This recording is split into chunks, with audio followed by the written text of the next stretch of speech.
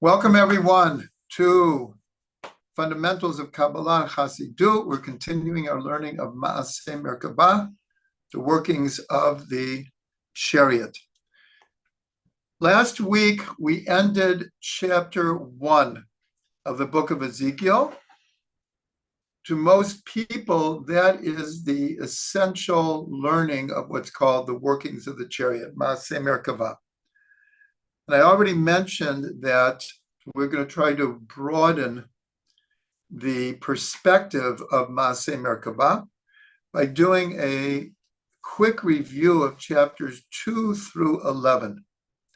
And the reason is because in chapter 3, 8, 10, and 11, Ezekiel returns almost like flashbacks into the consciousness of chapter 1 of Maaseh Merkavah. In between, God is giving him all kinds of instructions, as we will go through right now. And so a lot of people don't relate this so much to Maaseh Merkavah, but it's at least clear to me that we need to understand these chapters in order to understand the bigger picture of Maaseh Merkavah. So, as I said, this is a quick review. We're not making any attempt to go deeply into any of these chapters. But when we get to towards the end of the 9th, 10th, and 11th chapters, we'll go in a little bit deeper. So chapter 1 ends that after all of the visions that Ezekiel has had,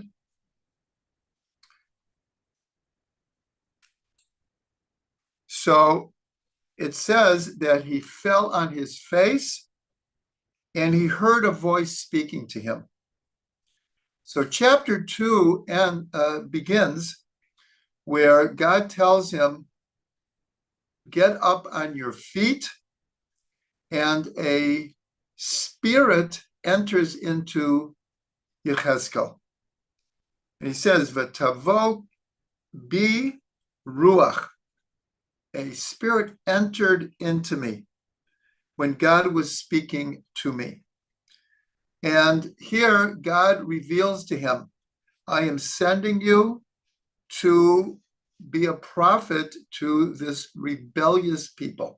God calls at that point the Jewish people the rebellious people. Now, one of the ideas that we're going to be developing this week and perhaps next week is that if we go back to the very beginning, Yechezkel begins explaining or describing his vision by saying he was in exile. And so the whole context, as we've discussed many times, the whole context of his vision of the Merkavah is partly because he is in exile. And we said that one of the reasons why is God showing him these incredible images in this vision if he's in exile, the temple is about to be destroyed, and it was a very precarious time for the Jewish people.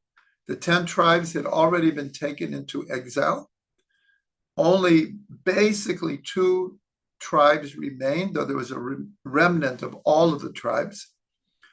So why this vision now? And one of the things that we answered, and we will go deeper into this, is to give hope that even though with all of these tragedies happening, God is not going to forget the Jewish people and not break the covenant. So God tells Yechezkel, get up. A spirit enters into him, and he tells him, don't be afraid. Your job description is not easy. You're going to be a prophet about destruction and of rebuke Don't be afraid. In chapter 2, God shows him a book of lamentations, of mourning and of woe. And in chapter 3, he tells him to eat the scroll. And Yechezkel eats the scroll. And at the end, he describes it as being very sweet in his mouth.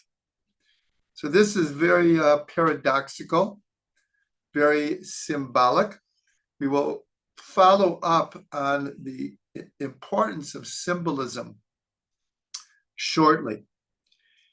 Then he tells him to go to the exiles, and Yechezkel returns to the river Kavar.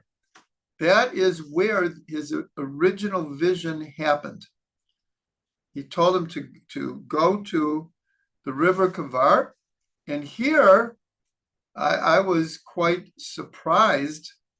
He tells him to go to Tel Aviv. I actually had no idea that name Tel Aviv was in the Tanakh.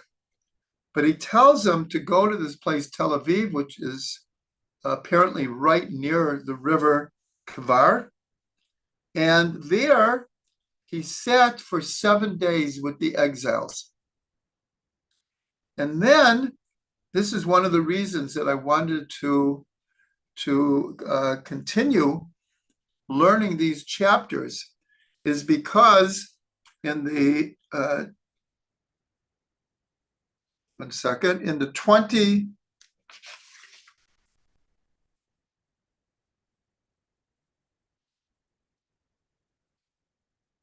in the 22nd verse of the 3rd chapter,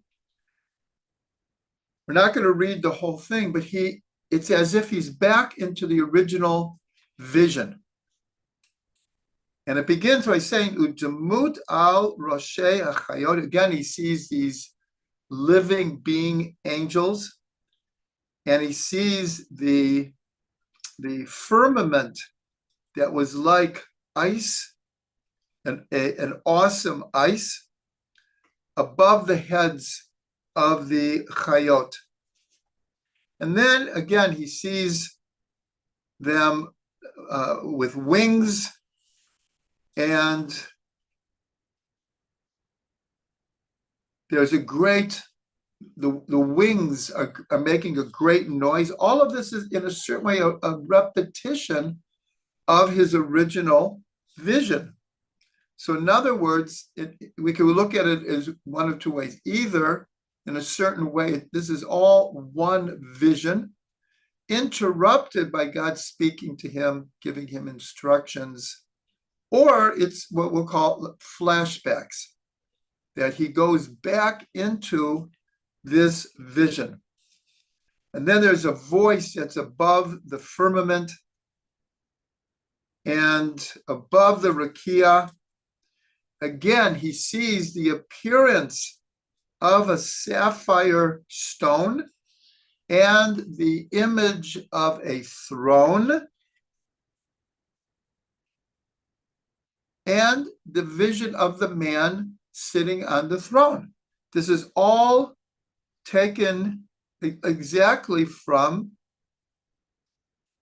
the 1st chapter, but he's back into the vision. And then he sees again the chashmal as an image of fire all around it. And again, oh, excuse me, I'm sorry. I have made a mistake here. I will edit this video. I'll edit this video. I was by mistake reading back in chapter 1, but the idea remains the same, that Yechezkel has gone back into this vision. Give me 1 second here.